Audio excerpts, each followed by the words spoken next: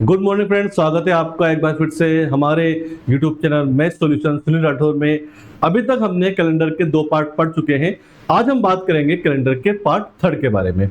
अगर आपने वो 2 पार्ट नहीं देखे हैं तो आप उन्हें जरूर देखें, क्योंकि वहां पर हमने कैलेंडर के बेसिक कंसेप्ट के बाद में बताया था। आज हम कैलेंडर कुछ एक्स्ट्रा और इम्पोर्टेंट क्वेश्चन करेंगे जो आपके कई एग्जाम में, स्पेशली रेलवे और सीटी के एग्जाम में ऐसे क्वेश्चन पूछे जाते हैं।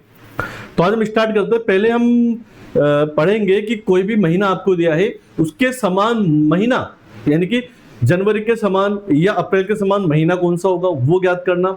फिर हम पढ़ेंगे समान वर्ष ज्ञात करना। ठीक है, तो शुरू करते हैं हम। पहले हम बात करते हैं समान माह ज्ञात करना।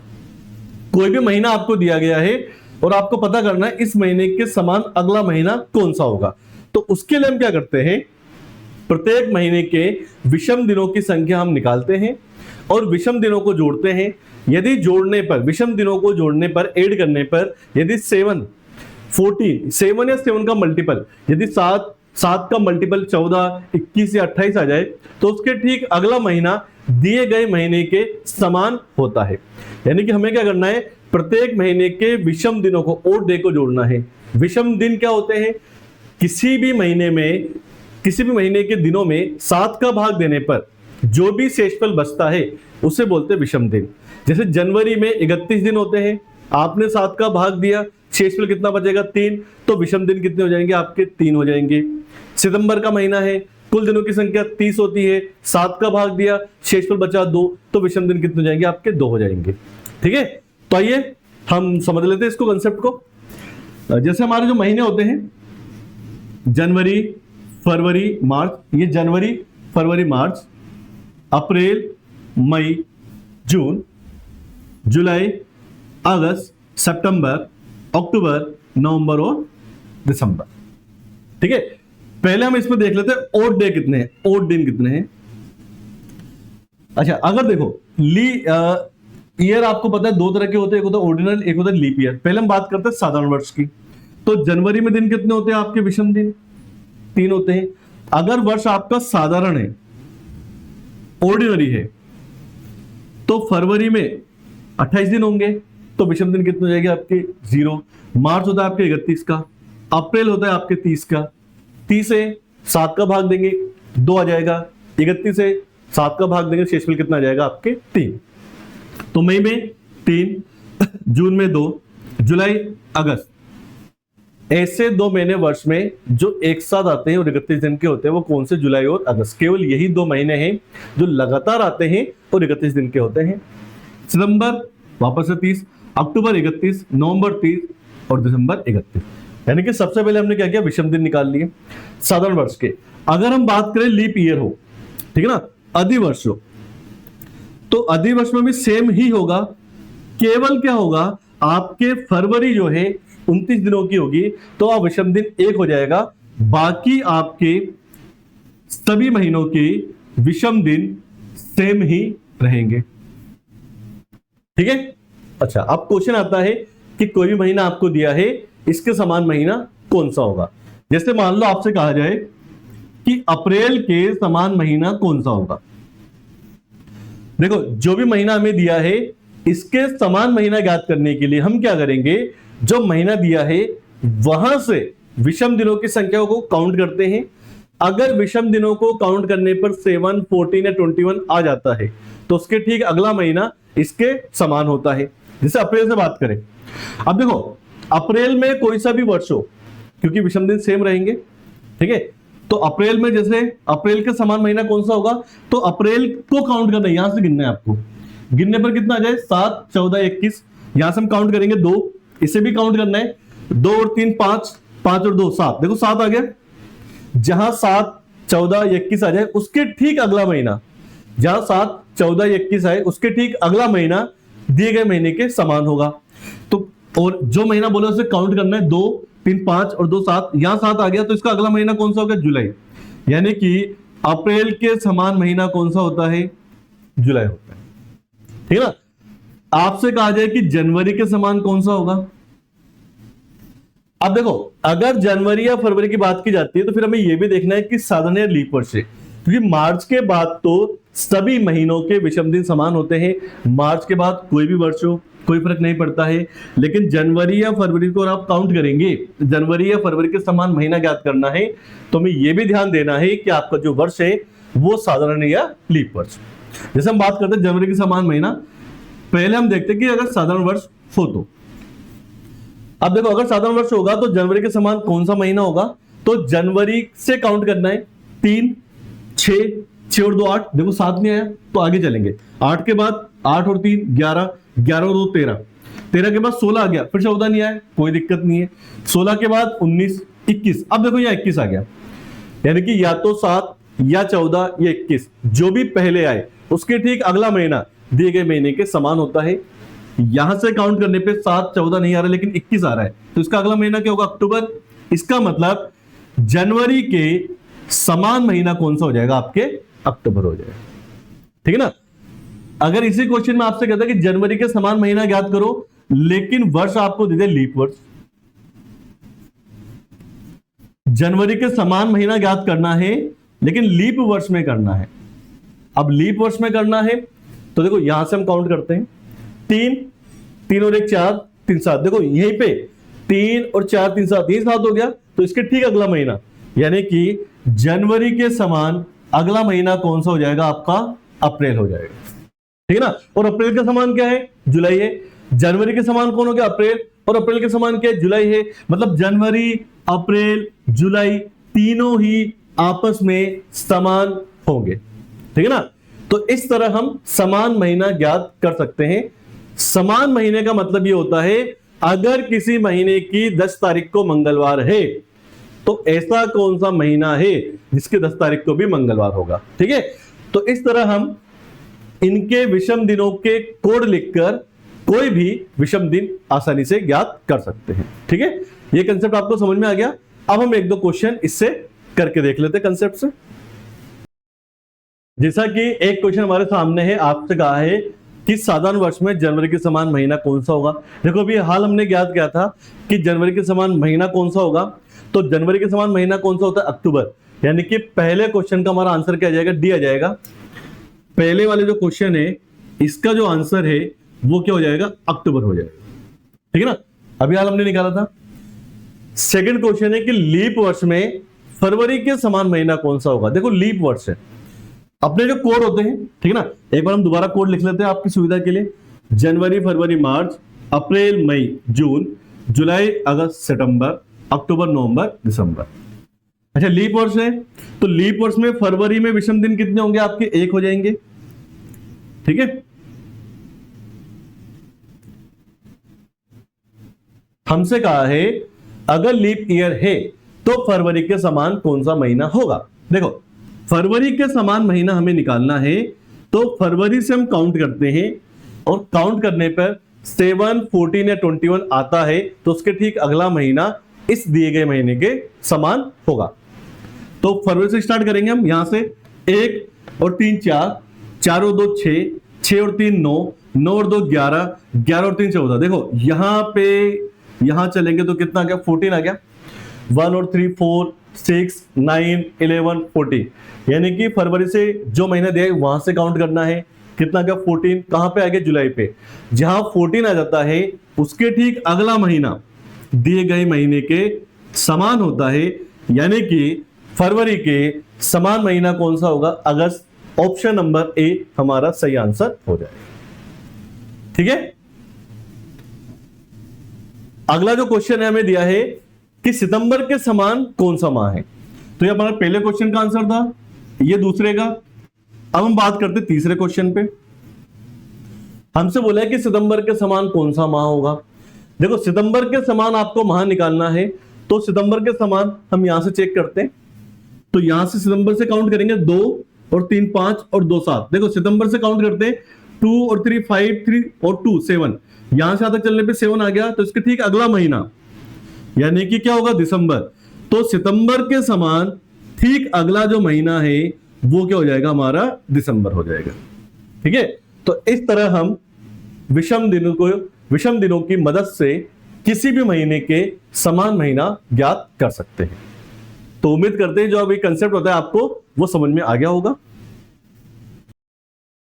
अब देखो दोस्तों, अभी हमने क्या था, कोई भी जो महीना था उसके समान महीना ज्ञात किया था, लेकिन कभी कभी क्या होता है कि आपको समान वर्ष ज्ञात करना होता है।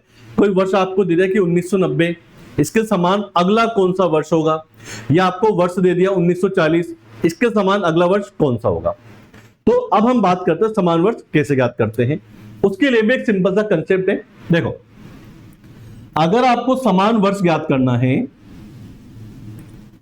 तो समान वर्ष ज्ञात करने के लिए हम क्या करते हैं, जो भी वर्ष हमें दिया है उसके अंतिम 2 अंकों में 4 का भाग देते हैं। क्या करते हैं, जो भी वर्ष हमें दिया है उसके अंतिम 2 अंकों में 4 का भाग देते हैं, और भाग देने के बाद में हम शेषफल ज्ञात करते हैं। यानी कि समान वर्ष ज्ञात करना है तो वर्ष के अंतिम 2 अंक को 4 से विभाजित करते हैं, और अंतिम 2 अंकों में 4 का भाग देकर क्या ज्ञात करते हैं, हम शेषफल ज्ञात करते हैं।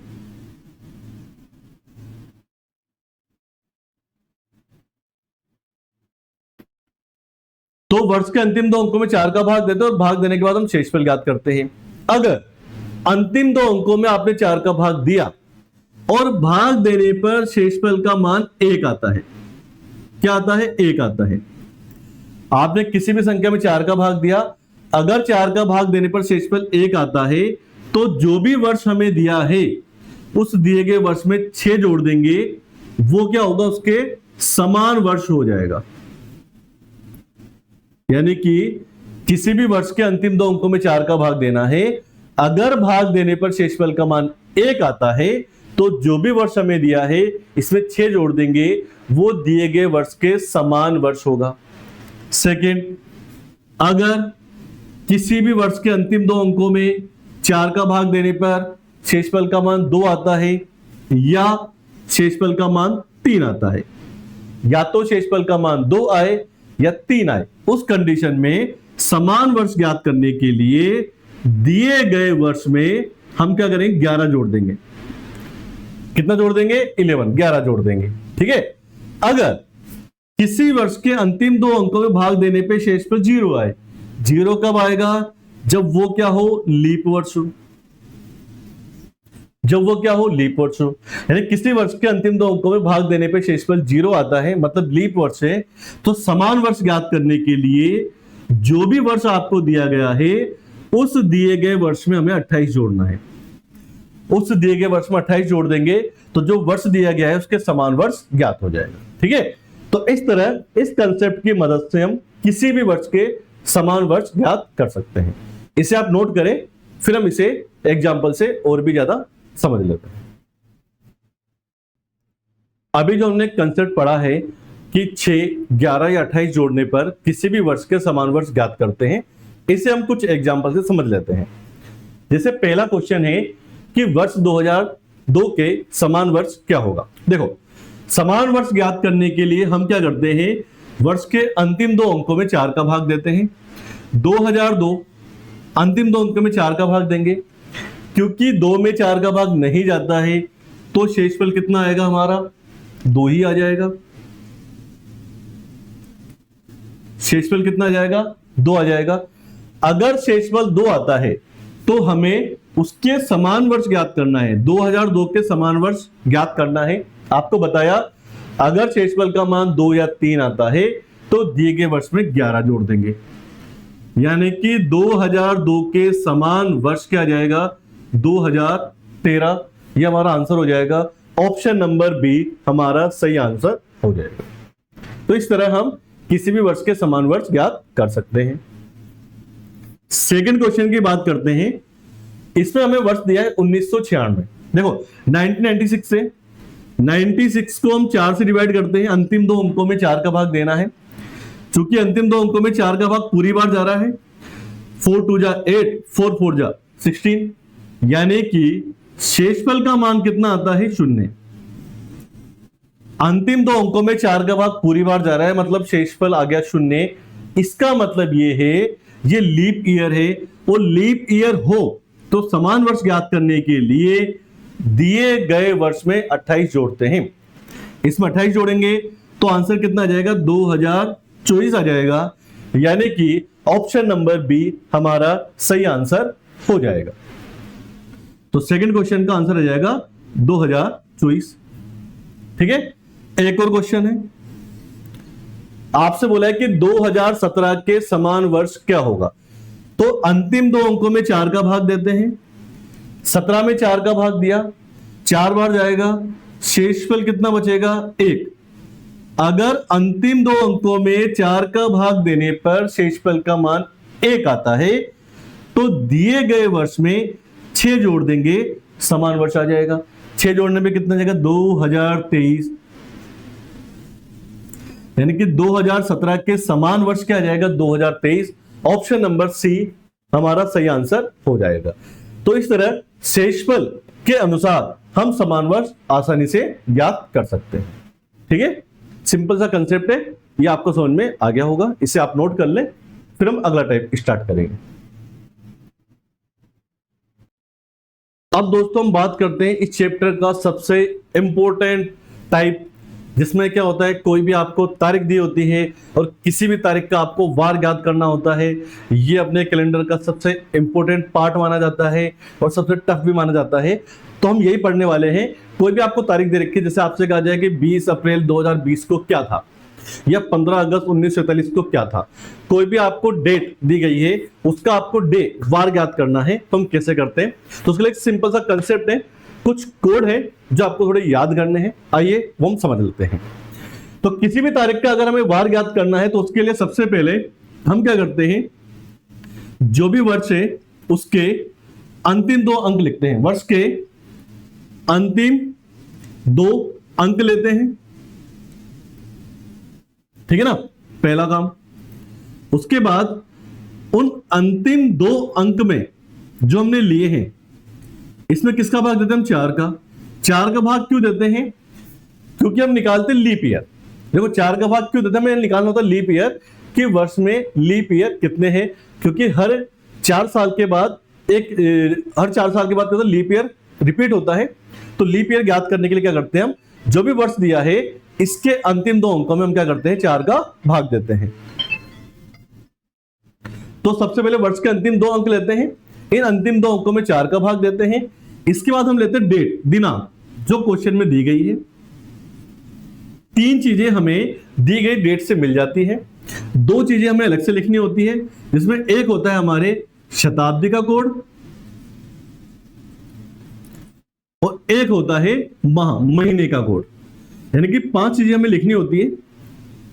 सबसे पहले वर्ष के अंतिम 2 अंक, अंतिम 2 अंकों में 4 का भाग देते हैं। उसके बाद हम लिखते हैं दिनांक, जो तारीख हमें दी गई है, शताब्दी का कोड और महीने का कोड, और इन सब को जोड़कर हम क्या करते हैं, 7 का भाग देते हैं। 7 का भाग देने पर जो भी शेषफल आता है, जो भी शेषफल आता है उस शेषफल के अकॉर्डिंग हम वार ज्ञात करते हैं। ठीक है ना। अब देखो, अगर मान लो इनका भाग देने पे शेषफल का मान 1 आए, शेषफल का मान 1 आए तो 1 पे क्या मानना है आपको, रविवार। अगर शेषफल 1 आएगा तो रविवार, और अब बढ़ता जाएगा, 2 आएगा तो मंडे, सोमवार हो जाएगा, 3 आएगा ट्यूसडे, मंगल हो जाएगा, 4 आएगा बुधवार हो जाएगा, 5 आएगा गुरुवार हो जाएगा, 6 आएगा शुक्रवार हो जाएगा, और अगर भाग देने पर 0 आ जाए, यानी कि भाग पूरी बार चल जाए, शेषफल ही नहीं बचे, तो वार क्या हो जाएगा आपका, शनिवार। तो हम क्या करेंगे, सब अंकों को जोड़ के 7 का भाग देंगे और बचे हुए शेषफल के अकॉर्डिंग हम वार ज्ञात कर लेंगे। ठीक है, तो ये तो हो गया वार ज्ञात करना।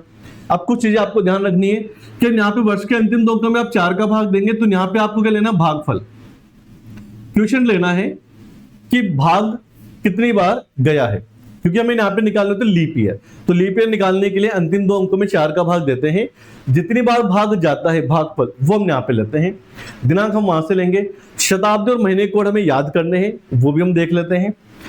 तो बात करते हैं हम शताब्दी कोड की, तो इधर हम लिख लेते हैं शताब्दी कोड। अब शताब्दी कोड देखो, अगर 17वीं शताब्दी है, ठीक है ना, 17वीं शताब्दी का मतलब है अगर 1700 से लेके 1799 के बीच में कोई वर्ष है। 18वीं शताब्दी है, 1800 से लेके 1899 के बीच में कोई वर्ष है। 19वीं शताब्दी है, 1900 से लेके 1999 के बीच में कोई वर्ष है। 20वीं शताब्दी है, 2000 से लेके 2099 के बीच में कोई वर्ष है, तो उसको बोलते हैं 20वीं शताब्दी। तो शताब्दी के 4 शताब्दी कोड याद कर लो, इन्हीं से अपने क्वेश्चन आते हैं।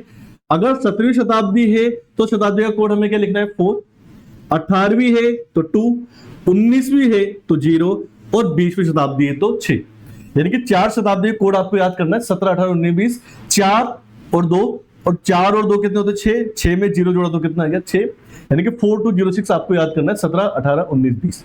ठीक है, शताब्दी कोड हो गए। एक हम लिख लेते हैं माह के कोड। माह कोड भी याद करना आसान है। देखो महीने कोड जो हम लिखते हैं जनवरी, फरवरी, मार्च, अप्रैल, मई, जून, जुलाई, अगस्त, सितंबर, अक्टूबर, नवंबर, दिसंबर। कैसे याद करेंगे? अब जनवरी, फरवरी, मार्च का होता है 144, इसमें आप 2 जोड़ देंगे तो हो जाएगा 146। 144 में 2 जोड़ दें कितना हो गया 146। अप्रैल, मई, जून का होता है 025, 025 मतलब 5 का स्क्वायर, और जुलाई, अगस्त, सितंबर का होता है 036 यानी कि 6 का स्क्वायर। ऐसे याद कर लेना, 144 2 जोड़ देंगे तो 146, अप्रैल, मई, जून 5 का स्क्वायर 025, जुलाई, अगस्त, सितंबर 6 का स्क्वायर 036। ये हो गया महीने कोड, ये हो गया शताब्दी कोड। और शेषफल अगर एक आएगा तो रविवार, और उसका बढ़ाते जाना है। इस तरह से हम कोई भी तारीख दी गई हो, किसी भी तारीख का वार हम आसानी से ज्ञात कर सकते हैं। ठीक है ना। महीने कोड में आपको ध्यान रखना है, अगर ये कोड कब अप्लाई करना है, जब आपका वर्ष साधारण हो। अगर वर्ष आपको लीप दे रखा है तो उस कंडीशन में केवल जनवरी, फरवरी में 1 कम कर देना, यानी कि जनवरी का कोड 1 की जगह लेंगे 0, फरवरी का 4 की जगह लेंगे हम 3, अगर वर्ष लीप है, बाकी सबका सेम रहेगा। ठीक है, तो अब हमारे कोड तैयार हो चुके हैं। अब हम इसे क्वेश्चन के माध्यम से समझ लेते हैं कि अगर क्वेश्चन में कोई तारीख दी है तो हम उसका वार कैसे ज्ञात करते हैं। पहले एक बार आप इसे नोट करें। जैसे एक एग्जांपल से हम इसे समझने की कोशिश करते हैं। मान लो आपसे कहा जाए कि 20 मई 2026 को क्या वार है, ये हमें निकालना है। ठीक है ना। जो कंसेप्ट क्या बताया आपको, सबसे पहले आपको वर्ष के अंतिम 2 अंक लिखने हैं, वो कितना है 26, प्लस अंतिम 2 अंकों में 4 का भाग देना है, यानी कि लीप ईयर ज्ञात करने, 4 का भाग देना है। उसके बाद क्या लिखने है आपको तारीख। देखो 3 चीजें आपको क्वेश्चन में से मिल जाएगी, वर्ष के अंतिम 2 अंक, अंतिम 2 अंकों में 4 का भाग देना है, और क्या लिखते हैं आपको डेट। ठीक है ना। चौथी चीज हमें निकालनी शताब्दी। देखो शताब्दी कौन सी 20वीं, अगर 20वीं शताब्दी तो कोड क्या होगा, 17वीं का था 4, 18वीं का 2, 19वीं का 0, तो 20वीं कितना था 6, तो 6 लिख लिया। महीना कौन सा, मई। देखो मई का कोड क्या बताया था 025, हमने जो कोड लिखे थे, ठीक है ना। तो मई का कोड क्या था आपका 0, अप्रैल का 0, मई का क्या था 2, तो हमने क्या लिख दिया 2, और डिवाइड बाय क्या कर देंगे हम 7। क्या करना है, बस आपको शताब्दी और महीने के कोड याद करने हैं। शताब्दी का 4 ही कोड है, 17, 18, 19, 20 का कोड है 4206। महीने के कोड कैसे याद करेंगे, जनवरी, फरवरी, मार्च का 144, 2 जोड़ देंगे, अक्टूबर, नवंबर, दिसंबर का हो जाएगा 146, अप्रैल, मई, जून का 5 का स्क्वायर 025, जुलाई, अगस्त, सितंबर का 6 का स्क्वायर 036। ठीक है, अब सबको लिख लिया हमने। अब इसको सोल्व करते हैं। अच्छा, जब 4 का भाग देंगे, हम देखते 26 साल जो है 2026 में 26 वर्ष है, 26 वर्ष में लीप ईयर कितने हो, तो हमने 4 का भाग दिया, तो 4 का भाग कितनी बार जाएगा, देखो 6 बार, यानी कि 26 वर्ष में लीप ईयर कितने होंगे आपके 6। ठीक है ना।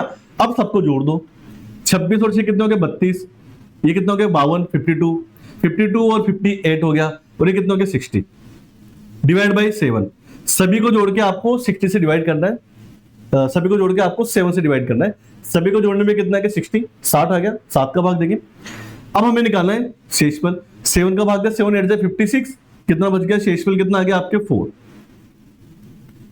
शेषफल कितना आ गया आपके 4 आ गया। ठीक है ना।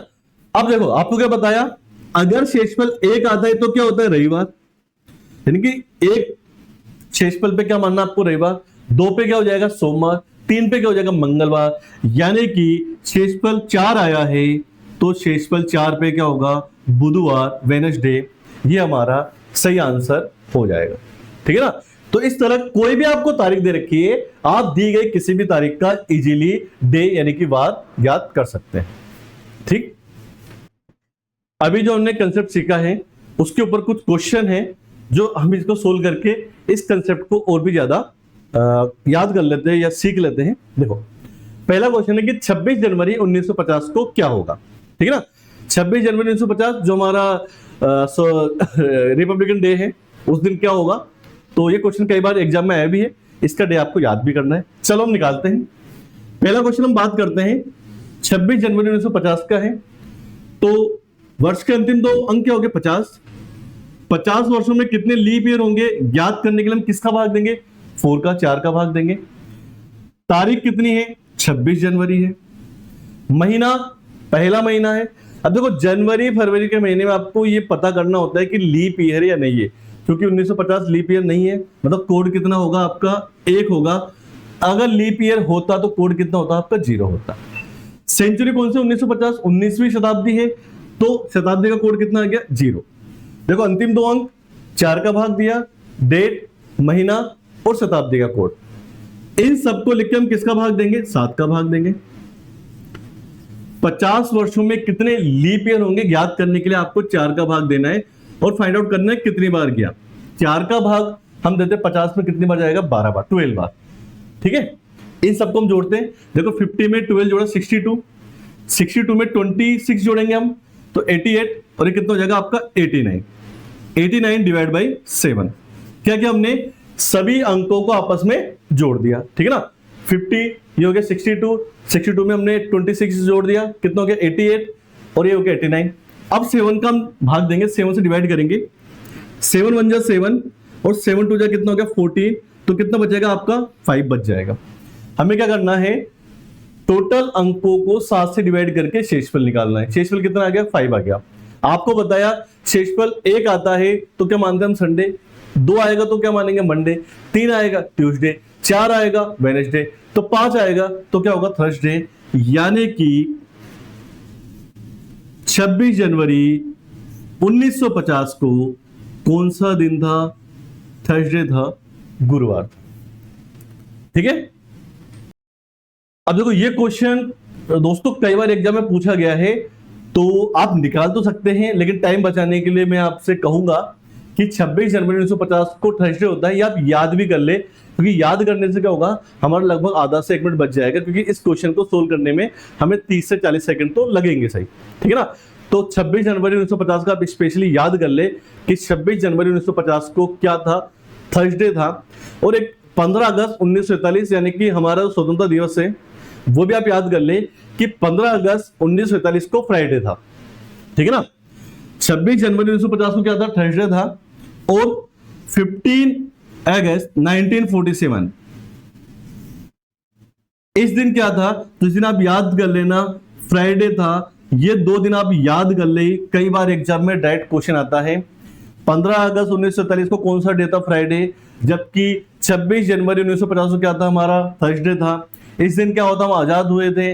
इस दिन क्या हुआ था, हमारा संविधान लागू हुआ था। ये रिपब्लिकन डे है, ये हमारा फ्रीडम फाइटर डे, स्वतंत्रता दिवस। ठीक है ना। तो 2 दिन तो आप स्पेशली याद कर ले, कई बार डायरेक्ट एग्जाम में क्वेश्चन आता है। अगला क्वेश्चन हम करते हैं। अगला क्वेश्चन ये है कि आपसे बोला 6 दिसंबर 1992 को क्या डे था।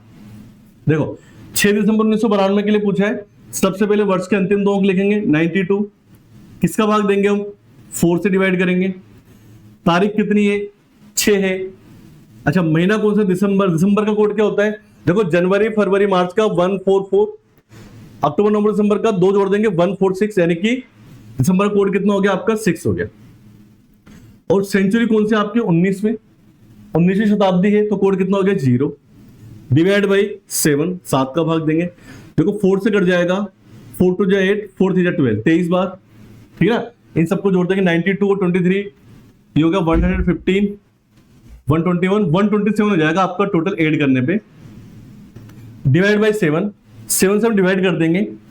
7 से डिवाइड करेंगे, 7 1 जा 7, और 7 8 जा 56, यानी कि शेषफल कितना आ जाएगा हमारा, 1 आ जाएगा। अगर शेषफल 1 आता है और 1 को हम क्या मानते हैं, संडे, इसका मतलब ये है कि 1 तारीख को क्या था, संडे था। ये हमारा आंसर हो जाएगा। ठीक है, अगला क्वेश्चन हमारे सामने दिया है कि 20 अक्टूबर 2002 को क्या होगा। तो सबसे पहले वर्ष के अंतिम 2 अंक लिखेंगे। अंतिम 2 अंकों में 4 का भाग देंगे। 20 अक्टूबर है, तारीख कितनी होगी, 20 अक्टूबर। अक्टूबर, नवंबर, दिसंबर, अक्टूबर कोड कितना होता है, 1। सेंचुरी कौन सी आपकी, 20वीं। तो शेषफल कितना, 20वीं सेंचुरी है, तो कोड कितना होगा, 6 डिवाइड बाई 7। अब देखो अंतिम 2 अंक, अंतिम 2 अंकों में 4 का भाग दिया, तारीख 20 थी, महीने का कोड हो गया 1, शताब्दी का कोड हो गया 6, सबको जोड़ के आपको 7 का भाग देना है। अब यहां देखें 2 में 4 का भाग जाता है कि नहीं जाता है, मतलब भागफल कितना आएगा, 0। ये ध्यान रखना, अगर संख्या 4 से छोटी है तो क्या आएगा, आपके 0 आएगा, क्योंकि 2 में 4 का भाग जाता ही नहीं है। 2 वर्षों में लीप वर्ष होता ही नहीं है, लीप वर्ष कम से कम 4 वर्षों में होता है, तो 2 वर्ष में कोई लीप वर्ष नहीं होता, इसलिए क्या आएगा, 0 plus 20 plus 1 plus 6 divide by 7। सबको हम जोड़ देते हैं, ये हो गया 22 23 29, 29 डिवाइड बाई 7। 7 से डिवाइड करेंगे, 7 4 जा 28, कितना बच जाएगा, 1। अगर शेष पर रिमाइंडर 1 आता है और 1 पे हमारा आंसर क्या होता है, संडे होता है, यानी कि 20 अक्टूबर 2002 को क्या डे है, रविवार है, संडे। ठीक है,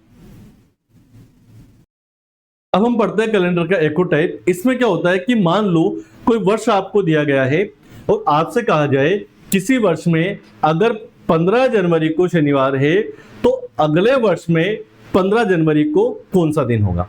यानी कि आपको एक वर्ष में कोई तारीख दे रखी है, अगले वर्ष में कोई तारीख पे आपको डे याद करना है। देखो कल हमने जो क्वेश्चन किया था वहां ऐसा था कि आपको मान लो कहा जाए कि 15 जनवरी 1980 को शनिवार है तो 20 अक्टूबर 1980 को क्या होगा। यानी कल जो हमने क्वेश्चन किए थे वहां पे आपको वर्ष समान दिया था, अगर ईयर समान दे, केवल महीना या डेट अलग दे, तो उस कंडीशन में हम क्या करते हैं, दोनों तारीखों के बीच में विषम दिनों की संख्या ज्ञात करते हैं, ओड डे जो हमने कल किया था, और कुल दिनों में हम 7 का भाग देते हैं। जो भी शेषफल आता है उसे दिए गए डे जो भी दिन दिया है उसमें जोड़ देते हैं और हमारा आंसर आ जाता है। अगर आपने नहीं देखा तो आप पहले पार्ट सेकंड देखें ताकि आपको एक कंसेप्ट समझ में आए कि अगर वर्ष समान होता है तो किसी एक तारीख से दूसरा डे हम कैसे ज्ञात करते हैं। तो उस कंडीशन में केवल विषम दिन ज्ञात करते हैं। लेकिन मान लो आपको वर्ष अलग दे दिया जाए तो उस कंडीशन में क्या करेंगे, तो उसके लिए कुछ छोटे से नियम है वो हम देख लेते हैं। देखो पहली चीज, जब भी एक वर्ष से हम अगले वर्ष में जाते हैं, अगर साधारण वर्ष है तो दिनों की संख्या में 1 की वृद्धि होती है। अगर लीप ईयर है तो अगले वर्ष में जाने पर या तो 1 या 2 दिन की वृद्धि होती है। वो डिपेंड करता है कि लीप ईयर में फरवरी का महीना काउंट होता है या नहीं। अगर फरवरी का महीना काउंट होता है तो 2 दिन की वृद्धि होती है, अगर फरवरी का महीना काउंट नहीं होता है तो केवल 1 दिन की वृद्धि होती है। जैसे आपसे कहा जाए कि 15 अप्रैल 1990 को शनिवार है तो 15 अप्रैल 1991 को क्या होगा। देखो 15 अप्रैल 1990 को शनिवार है, हमसे पूछा है कि 15 अप्रैल 1991 को क्या होगा। अगर एक से हम अगले वर्ष में जाते हैं तो अच्छा ये लीप ईयर है क्या अंतिम 2 अंकों में 4 का भाग जा रहा है, नहीं जा रहा, यहां भी नहीं जा रहा। अगर लीप ईयर नहीं दिया है तो समान माह और तारीख में एक से अगले वर्ष में जाने पर केवल 1 दिन की वृद्धि होती है। यानी कि 15 अप्रैल 1990 को शनिवार है तो 15 अप्रैल 1991 को 1 दिन बढ़ जाएगा, यानी कि आंसर क्या आ जाएगा, संडे, रविवार आ जाएगा। ये आपको ध्यान में रखना है। ठीक है, ठीक है। अब देखो, अब मान लो आपसे कहा जाए कि 22 मार्च 2007 को कोई डे आपको दे दिया, रविवार है, और आपसे कहा जाए कि 22 मार्च 2008 को क्या होगा।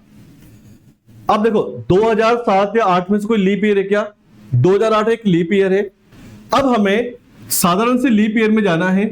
अगर हम साधारण से लीप ईयर में जाते हैं अगले वर्ष, या तो 1 दिन या 2 दिन की वृद्धि होती है, डिपेंड करता है लीप ईयर में फरवरी का महीना आता है या नहीं आता है। देखो हमें लीप ईयर में मार्च तक जाना है, अगर मार्च तक जाना है तो फरवरी का महीना भी आएगा। हमें 2007 मार्च से चलना है, 8 में मार्च तक। अब देखो 2007 में मार्च से चलेंगे तो अप्रैल, मई, जून, जुलाई, अगस्त, सितंबर, अक्टूबर, नवंबर, दिसंबर, फिर क्या आएगा 2008 का जनवरी, फरवरी, फरवरी का महीना आ गया। अगर लीप ईयर में फरवरी का महीना आता है तो आपके दिनों में 2 की वृद्धि हो जाती है, तो हमारा आंसर क्या आ जाएगा, ट्यूसडे, यानी कि आंसर क्या हो जाएगा हमारा, मंगलवार हो जाएगा। ठीक है ना। एक और कंडीशन देख लो, अगर मान लो हम साधारण से लीप ईयर में जाते हैं लेकिन फरवरी का महीना नहीं आता है, तो ध्यान रखना केवल और केवल 1 दिन बढ़ेगा। जैसे आपसे कहा जाए कि 11 जनवरी 2011 को मंगलवार है, तो 11 जनवरी 2012 को क्या होगा। देखो 11 से 12 में जाना है, अगले वर्ष में जाना है। एक साधारण वर्ष है, एक लीप ईयर है, लेकिन लीप ईयर में हमें जनवरी तक ही जाना है, यानी कि लीप ईयर में फरवरी का महीना नहीं आता है, जनवरी का महीना ही आता है। तो ध्यान रखना केवल 1 दिन की ही वृद्धि होगी। यह कंसेप्ट आपको समझ में आना चाहिए। अगर लीप ईयर में जाते हैं तो ऐसा नहीं हमेशा 2 दिन बढ़ेंगे, लीप ईयर में जाने पर 2 दिन तब ही बढ़ेंगे जब लीप ईयर में फरवरी का महीना काउंट होता है। अगर लीप ईयर में फरवरी का महीना काउंट नहीं होता है तो ध्यान रखिए केवल 1 दिन की वृद्धि होगी, जबकि साधारण से अगले साधारण वर्ष में जाने पर हमेशा 1 दिन बढ़ता है। ठीक है ना। तो कंसेप्ट आपको समझना है। अब कुछ क्वेश्चन हम इसके बेस पे देख लेते हैं। तो आइए हम कुछ क्वेश्चन के माध्यम से इस कंसेप्ट को समझ लेते हैं। पहला क्वेश्चन हमें दिया है कि 17 मार्च 1980 जो है, ठीक है ना, एक डेट आपको देगी 17 मार्च 1980 को, आपसे कहा है कि मंडे है, तो हमें निकालना है कि 17 मार्च 1984 को क्या होगा। ठीक है। अब देखो आपको 1980 से मार्च दे रखा है 17, पहले 80 से कहां चलेंगे हम, 81 में। अच्छा 80 क्या था, 1980 क्या आपका लीप ईयर है, क्योंकि 4 का भाग जा रहा है अंतिम 2 अंकों में। अब देखो लीप ईयर में आपको मार्च के बाद चलना है, तो अप्रैल, मई, जून, जुलाई आएगा, फरवरी नहीं आएगा। मार्च के बाद चलना है हमें अगले वर्ष में जाने के लिए, तो अप्रैल, मई, जून आएगा, यानी कि लीप ईयर में हमें मार्च के बाद चलना है, तो फरवरी का महीना नहीं आएगा। तो अगले वर्ष में जाने पर यह ध्यान रखना केवल 1 दिन बढ़ेगा। ठीक है ना। अगर यहां जनवरी होता तो फरवरी का महीना काउंट होता, तब 2 बढ़ते, लेकिन हम मार्च के बाद चल रहे अगले वर्ष में 1 बढ़ेगा। अच्छा 1981 के बाद 82 में चलेंगे। अब देखो 82 तो क्या है, साधारण वर्ष है, 1 बढ़ेगा। फिर हम चलेंगे 83 में, 83 भी क्या है, साधारण वर्ष है, तो कितना बढ़ेगा, 1 बढ़ेगा। यानी कि साधारण से साधारण वर्ष में जाने पर 1 बढ़ेगा। दिक्कत कब आती है, जब लीप से साधारण या साधारण से लीप वर्ष में जाते हैं, तब हमें चेक करना होता है 1 दिन बढ़ेगा या 2 दिन। अब हम चलेंगे 84 में। अच्छा 84 क्या है, लीप ईयर है। अब देखो 84 तक जाना है हमें, 84 लीप ईयर है। अब ध्यान रखिए 84 लीप ईयर में आपको मार्च तक जाना है, यानी कि मार्च तक जाना है तो फरवरी का महीना आएगा। यहां मार्च के बाद जाना था, यहां मार्च तक जाना तो फरवरी का महीना आएगा। तो इस बार कितने बढ़ेंगे आपके, 2 बढ़ेंगे। ठीक है ना। यानी कि 80 से 84 तक जाने में टोटल कितने दिन बढ़ गए आपके, 5 बढ़ गए। तो हमें क्या करना है, जो डे हमें दिया है, दिन हमें दिया है, उसमें 5 जोड़ देंगे। मंडे में हम 5 जोड़ देंगे, तो मंडे 5 जोड़ेंगे तो हमारा आंसर क्या आ जाएगा, सैटरडे, यानी कि शनिवार आ जाएगा। क्योंकि मंडे में 5 जोड़ेंगे, Tuesday, Wednesday, Thursday, Friday, Saturday, तो आंसर क्या आएगा, शनिवार। यानी कि ऑप्शन नंबर बी हमारे क्वेश्चन का सही आंसर होगा। इस तरह हम अगर वर्ष चेंज है तो दिन ज्ञात करते हैं। ठीक है। अब जैसे अगला क्वेश्चन हमारे सामने दिया है कि 16 फरवरी 2003 को रविवार है, तो 11 मार्च 2007 को क्या होगा। 16 फरवरी 2003 को क्या है, रविवार है, तो 11 मार्च 2007 को क्या होगा, ये हमें निकालना है। तो पहले हम 2003 से 2007 तक पे दिन निकालते हैं। देखो आपसे कहा है कि 16 फरवरी 2003, ये आपको डेट दे रखी है, इस डेट पे आपसे बोले रविवार है, तो हमें निकालना है 11 मार्च 2007 को क्या होगा। तो पहले हम अगले साल चलते हैं। देखो 2003 से 2004 में, फिर 4 से चलेंगे हम 2005 में, फिर 5 से चलेंगे हम 2006 में, और फिर हम चलेंगे 2007 में, क्योंकि हमें 2007 तक जाना है। अच्छा 2007 में क्या बोला है उसने, 11 मार्च को क्या होगा। तो पहले हम ये निकाल लेते हैं कि 2007 में 16 फरवरी को क्या होगा, फिर मार्च तक का हम दिन निकाल लेंगे। तो देखो पहले हम चलेंगे 2003 से 2004 में, क्योंकि हम साधारण से लीप ईयर में जा रहे हैं। अच्छा लीप ईयर में कहां तक जा रहे हैं, हम फरवरी तक जा रहे हैं। अब देखो यहां पर यहाँ ट्विस्ट है, आप फरवरी तक जा रहे हो, लेकिन फरवरी में कहां तक जा रहे हो आप, 16 तारीख तक जा रहे हो। अच्छा लीप ईयर में 2 दिन बढ़ते हैं, या लीप ईयर 366 का होता है, क्यों, क्योंकि फरवरी का महीना 29 दिनों का होता है, ठीक है ना। अब हम लीप ईयर में जा रहे हैं, फरवरी के महीने में भी जा रहे हैं, लेकिन फरवरी में क्यों 16 तारीख तक ही जा रहे हैं, तो कितना दिन बढ़ेगा, 1 दिन बढ़ेगा। अगर 29 तक जाते हैं तो कितने बढ़ते हैं हमारे, 2 दिन बढ़ते हैं। हम 29 से पहले यानी कि 16 तारीख तक ही जा रहे हैं, तो 1 दिन बढ़ेगा। अब लीप से हमें जाना साधारण वर्ष में। अब देखो 16 फरवरी के बाद चलेंगे तो 29 फरवरी आएगी, यानी कि 29 वाला दिन आएगा, तो कितने बढ़ जाएंगे आपके, 2 दिन, ठीक है।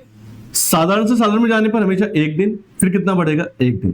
टोटल कितने दिन बढ़ गए आपके, 5 दिन बढ़ गए। यानी कि यहां रविवार है, रविवार में हम 5 जोड़ेंगे तो क्या हो जाएगा आपका, फ्राइडे, शुक्रवार आ जाएगा। यानी कि 16 फरवरी को क्या आ गया, फ्राइडे। अब हमें निकालना है 11 मार्च को क्या होगा। अब देखो ये क्वेश्चन पहले वाला बन गया कि आपको ईयर सेम हो गए हैं, 16 फरवरी को शुक्रवार है तो 11 मार्च को क्या होगा। अब ये क्वेश्चन बन गया, इसे सोल्व करने के लिए हम फरवरी से मार्च के कुल दिन निकालते हैं। यानी कि फरवरी में, अब 16 फरवरी 2007, क्योंकि ये क्या है साधारण वर्ष है, तो फरवरी में दिन कितने होंगे, 28, 16 तो निकल गए, कितने बचे, 12। यानी कि फरवरी में दिनों की संख्या कितनी आ गई, 12। हमें कहां तक जाना है, मार्च में। मार्च में कहां तक जाना है आपको, 11 तक जाना है। इनको जोड़ दो, जोड़ने में कितना आ गया, 23 आ गया। जो भी मान आता है इसमें किसका भाग देते हैं हम, 7 का। 7 का भाग दिया तो शेषफल कितना आ गया, 2 आ गया। जो भी शेषफल आता है उसे दिए गए दिन में हम जोड़ देंगे। यानी कि 16 फरवरी को फ्राइडे है और उसमें हम 2 जोड़ देंगे, यानी कि 11 मार्च को फ्राइडे की जगह 11 मार्च में 2 जोड़ने पर क्या आ जाएगा, संडे। यानी कि हमारे क्वेश्चन का आंसर क्या आ जाएगा, संडे आ जाएगा। ऑप्शन नंबर बी हमारा सही आंसर होगा।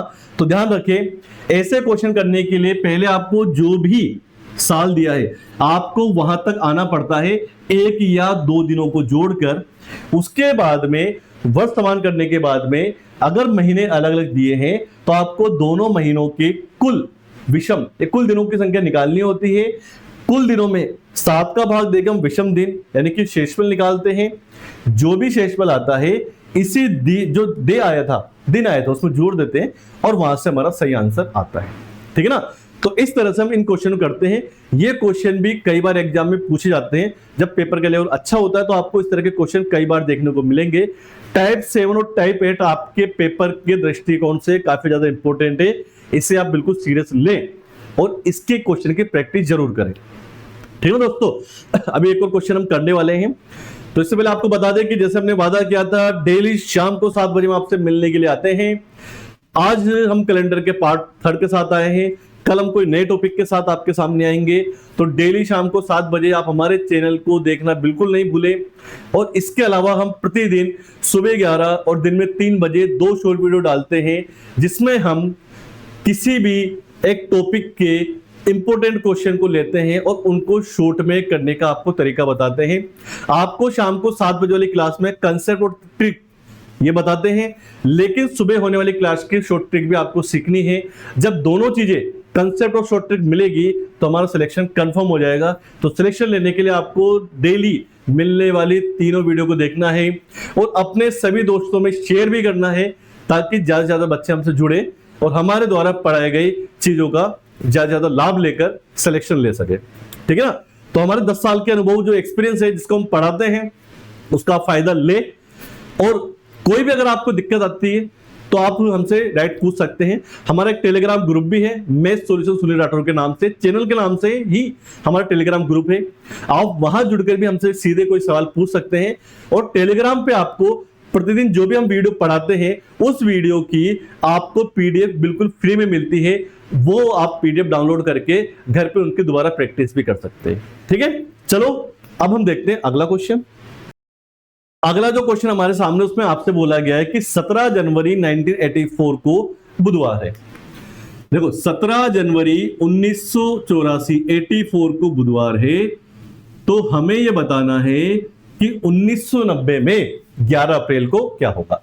तो पहले हम 84 से 90 तक आते हैं। देखो 84 के बाद क्या आएगा 85, 85 के बाद क्या आएगा 86, 86 के बाद क्या आएगा 87, 87 के बाद क्या आएगा 88, 88 के बाद क्या आएगा 89 और 89 के बाद क्या आएगा 90। यानी कि पहले हम क्या करते हैं 1990 तक आते हैं और हम निकालते हैं इसमें दिन कितने होंगे। अब देखो 84 से 85 में आना है, ये लीप ईयर है, ये साधारण वर्ष है। अगर लीप से साधारण वर्ष में आते हैं और फरवरी का महीना, अच्छा लीप से देखो जनवरी से हम चल रहे हैं लीप ईयर में, तो फरवरी का महीना भी आएगा। लीप ईयर से साधारण में हमें चलना है तो जनवरी के बाद चलना है, तो फरवरी का महीना आएगा, तो कितने दिन बढ़ जाएंगे 2 बढ़ जाएंगे। ठीक है ना। अब तो हम साधारण से साधारण में आते हैं, 1 बढ़ जाएगा, ये भी साधारण है 1 बढ़ जाएगा। अब देखो साधारण से लीप ईयर में आ रहे हैं, लेकिन लीप ईयर में जनवरी तक ही आ रहे हैं, तो कितना बढ़ेगा 1। लीप से साधारण वर्ष में जा रहे हैं, जनवरी के बाद जा रहे हैं, तो कितने बढ़ जाएंगे 2। यहां कितना बढ़ जाएगा 1, क्योंकि ये दोनों क्या है साधारण वर्ष है। कुल दिनों की संख्या हम निकाल लेते हैं, 2 3 4 5 7 8। कुल दिनों की संख्या कितनी आ गई 8। 8 में हम 7 का भाग देते हैं, शेषफल कितना आ गया 1 आ गया। यानी कि यहां से पता लग गया कि 17 जनवरी 84 को बुधवार था, तो 17 जनवरी 1990 को एक दिन, एक शेषफल बचा 1 जोड़ देंगे, तो क्या हो जाएगा बुधवार की जगह क्या हो जाएगा गुरुवार। ठीक है, ये तो हमारा दिन आ गया। हमें निकालना है 11 अप्रैल को क्या होगा, इसी वर्ष में 11 अप्रैल को क्या होगा। तो जनवरी से हम अप्रैल तक के दिन निकालते हैं। देखो जनवरी में टोटल दिन कितने होते हैं आपके 31, 17 निकल गए तो कितने बचे आपके 14। फरवरी, अच्छा ये क्या है साधारण वर्ष है, तो फरवरी में दिन कितने होंगे आपके 28। मार्च, मार्च में कितने दिन होंगे आपके 31। और अप्रैल, अप्रैल में हमें कहां तक जाना है 11 तारीख तक जाना है। ठीक है ना। अच्छा आपको बताया था कि अगर दिनों की संख्या 14 आती है, 7 का भाग देंगे तो शेषफल कितना आएगा, आप 0 लिखें। अगर दिनों की संख्या 28 से 7 का भाग देंगे तो शेषफल कितना आएगा 0। 31 में भाग देंगे 3, 11 में भाग देंगे 4, यानी कि सबको जोड़ने पे कितना आ गया 7 आ गया। जो भी संख्या आएगी इसमें क्या करेंगे हम 7 का भाग देंगे, 7 में 7 का भाग देने पे शेषफल कितना आएगा 0। 0 का मतलब ये है 7 में हमने 7 का भाग दिया, शेषफल कितना आ गया 0। 0 का मतलब ये कि जो डे हमें दिया गया था गुरुवार दिया गया था, तो हमारा सही आंसर भी क्या होगा गुरुवार ही होगा, क्योंकि यहां पर विषम दिनों की संख्या 0 आ गई, भाग देने पर शेषफल का मान 0 आ गया। ठीक है ना। तो इस तरह अगर वर्ष चेंज हमें दिया गया है तो हम किसी भी एक तारीख से दूसरी तारीख के वार को इजीली, डे को इजीली ज्ञात कर सकते हैं। तो उम्मीद करते हैं आज जो क्लास पढ़ाई ये काफी इंपॉर्टेंट भी थी और आपको समझ में आई होगी। फिर भी कोई डाउट अगर आपको रहता है तो आप हमारे यूट्यूब पे कमेंट करके या टेलीग्राम में क्वेश्चन पूछ के हमें बता सकते हैं, आपका समाधान जरूर किया जाएगा। ओके फ्रेंड्स, मिलते हैं आपसे कल इवनिंग में 7 बजे नई वीडियो के साथ में। Thank you.